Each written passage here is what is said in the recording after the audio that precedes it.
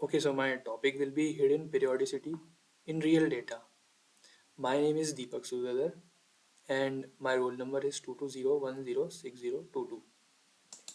So what is Fourier transformation? Let's suppose we have a signal and we decomposes into a summation number of sine waves and summation of amplitudes of these sine waves makes up our signal.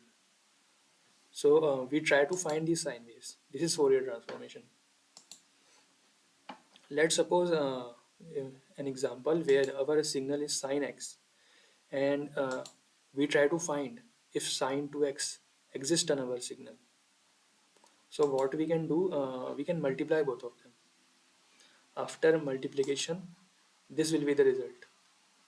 And the area under the curve of this curve is 0. So if area under the curve is 0, that means this sine 2x does not belong to our signal. So then we can try it for different values of c. You can see that I am multiplying sine x into sine cx, and now right now the area under the curve is 0. But if we try to decrease the value of c, you will see that the area under the curve increases, and this is when c is equal to 1, sine x into sine x.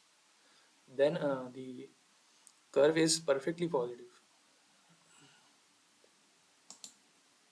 So this is Fourier transformation. Like we try to measure the area under the curve for different frequencies, and we try to see how much significant each frequency is in our signal. And I have a like I tried the Fourier transformation in this data set, hourly energy consumption. So this will be our input signal, and you can see that y-axis is megawatts and x-axis is time in hours. So after Fourier transformation, this is the result I got. And after getting the Fourier transformation, I also find the dominant frequency,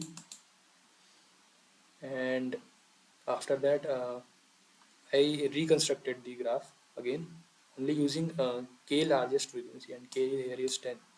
So like for k largest dominant frequency, I reconstructed this graph, and this is the result, and that's it.